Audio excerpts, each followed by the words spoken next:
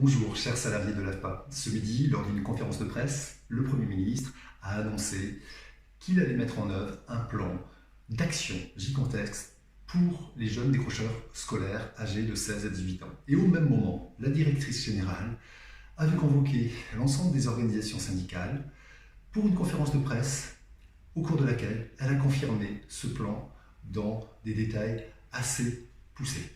En clair, nous allons, pour l'AFPA, accueillir 35 000 jeunes de 16 à 18 ans sur la fin de l'année 2020 et l'année 2021. Et sur l'année 2022, 45 000 jeunes, et ceci dans le cadre, nous l'espérons, de missions nationales de service public.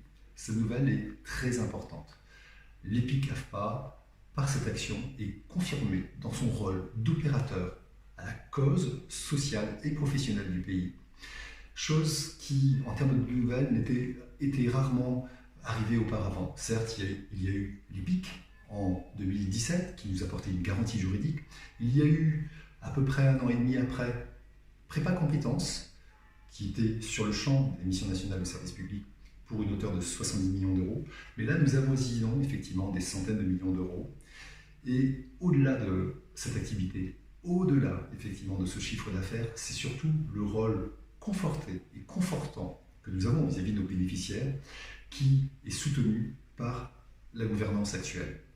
C'est avec ce message, parce que la CFE-CGC croit dans le rôle de l'AFPA, parce que la CFE-CGC veut éviter tout risque de déflagration sociale au niveau du pays, que nous avons le sentiment de cette importance au niveau de la mission que l'on nous confère pour soutenir ce public, l'accompagner dans le cadre de nos nouvelles orientations stratégiques. Certes, il y aura des aménagements, certes, il y aura beaucoup de travail pour la mise en œuvre au mois d'octobre, mais nous sommes confiants et c'était par ce message que nous voulons souhaiter de bonnes vacances à toutes et à tous. Merci.